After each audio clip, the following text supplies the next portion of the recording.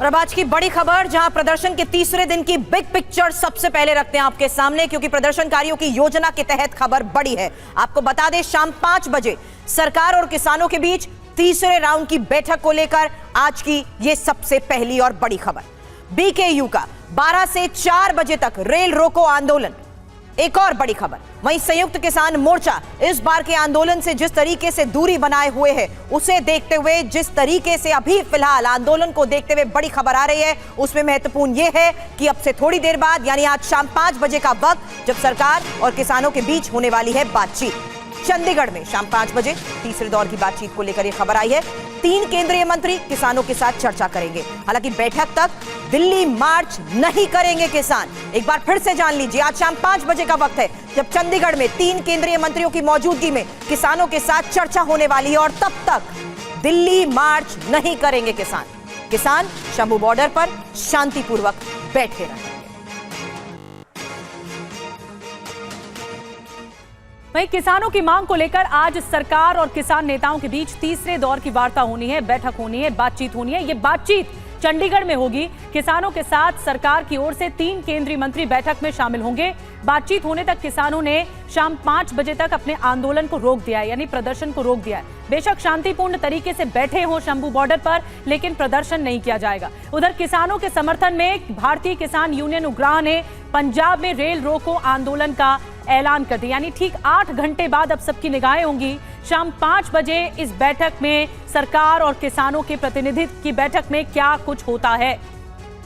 तो किसान आंदोलन को लेकर TV9 भारतवर्ष लगातार आपको ग्राउंड अपडेट भी दिखा रहा है, लेकिन इस बीच बड़ा अपडेट, जहां किसानों और सरकार के बीच तीसरे दौर की बातचीत को लेकर खबर है। शाम 5 बजे का वक्त, किसान नेताओं के डेलीगेशन के साथ बैठक। किसानों को केंद्र सरकार से बातचीत के लिए बुलावे की चिट्ठी भी मिली है। वहीं शंभू बॉर्डर शांतिपूर्ण तरीके से प्रदर्शन की बात यहां पर किसान नेता सरवन सिंह पंढेर की तरफ से कही गई है, और किसान शांतिपूर्वक वहां पर बैठे रहे तो फोर्स भी शेलिंग ना करे, ये बात भी सरवन सिंह पंढेर कह रहे हैं। हालांकि मीटिंग में जब तक कोई फैसला नहीं होगा, हम आगे नहीं बढ़ेंगे, ये बात भी कही गई है।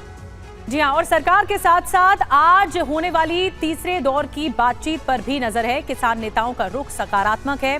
किसान बातचीत तक दिल्ली मार्च की कोशिश नहीं करेंगे, ये बात निकलकर सामने आई है। क्या कुछ कह रहे हैं, आपको सुनवाते हैं। बातचीत के माध्यम से समाधान ढूंढे, और उसमें सरकार पूरी तरीके से तत्पर है, प्रतिबद्ध है। एक और लघु समूह बनाए, उसको कमेटी का नाम न दे, एक समूह जिसमें एज ए किसान संगठन आप एक्सपर्ट के रूप में आप अपनी पक्ष को रखें, बातों को रखें। सरकार, अगर हम कल आगे बढ़ेंगे तो सरकार को तो एक मौका मिलेगा, बहाना मिलेगा कि देखिए हम तो आपके साथ बात कर रहे हैं, लेकिन आप फिर भी मतलब आगे बढ़ने का प्रयास कर रहे हो, तो उतनी देर तक तो हमें भी बैठना पड़ेगा। और किसानों के दिल्ली कूच के ऐलान के बाद 8 फरवरी को 3 केंद्रीय मंत्रियों समेत पंजाब के मुख्यमंत्री भगवंत मान ने चंडीगढ़ में किसानों के साथ बातचीत की। उसी की तस्वीर आपके सामने। फिर 12 फरवरी को केंद्रीय मंत्रियों के साथ किसानों की बैठक हुई, वो तस्वीर भी देख रहे हैं। लेकिन ये बैठक बेनतीजा थी, कोई नतीजा नहीं निकला। आज एक बार फिर से चंडीगढ़ में केंद्रीय मंत्रियों के साथ किसानों की बैठक को लेकर बड़ी खबर।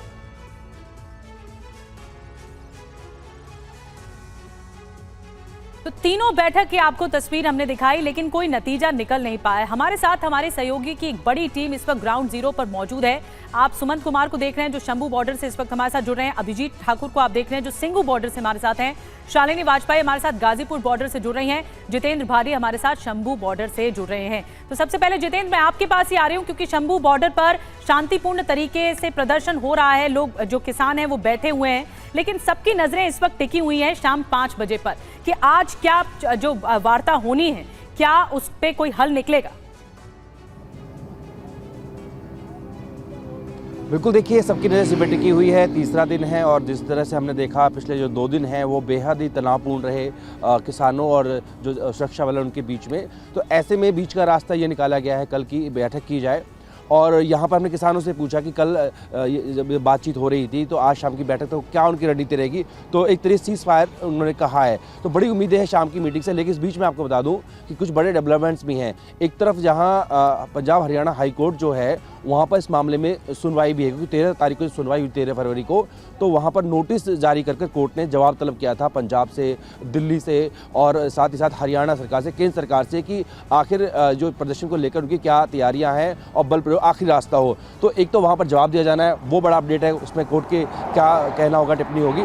दूसरी बड़ी बात यह है किसान अभी भी टिके हुए हैं, लेकिन इस बीच जो कि भारतीय किसान यूनियन उग्राहा है, जो इस दिल्ली कूच का हिस्सा भी नहीं है, उसकी तरफ से कॉल लिया गया है 12 से 4 बजे तक पंजाब के तमाम बड़े रेलवे ट्रैक्स हैं उनको जाम किया जाएगा। दूसरा, किसान अभी तक पंजाब से दिल्ली के लिए हरियाणा एंटर इसलिए नहीं कर पाए, उनसे हमने बात की तो उनकी रणनीति ये थी कि जो हरियाणा के किसान है वो उनसे उनको सपोर्ट मिलेगा, लेकिन वैसा हुआ नहीं। तो गुरनाम सिंह चढ़ूनी जो कि बड़े किसान नेता हैं वो आज बैठक कर रहे हैं और पूरी दशा दिशा को देख रहे हैं। वो आगे तय करेंगे कि क्या उसमें इनका साथ दिया जाए। बड़ी बातें आपने बताई हैं इस पूरे मामले को देखते हुए, लेकिन इस बीच ये भी जानना जरूरी है कि किसान जिस स्वामीनाथन कमेटी की सिफारिश को लागू कराने की मांग कर रहे हैं उसमें आखिर है क्या। और स्वामीनाथन कमेटी की रिपोर्ट कहती है कि किसानों की फसल के लिए न्यूनतम समर्थन मूल्य यानी एमएसपी की गारंटी तय हो और एमएसपी के लिए C2+50% फॉर्मूला लागू किया जाए। हालांकि किसानों को उनकी लागत में 1.5 गुना यानी 50% जोड़कर मिले। खाद्य और न्यूट्रिशन सिक्योरिटी पर भी रणनीति बने और खेती की प्रोडक्टिविटी और स्थिरता में भी सुधार हो।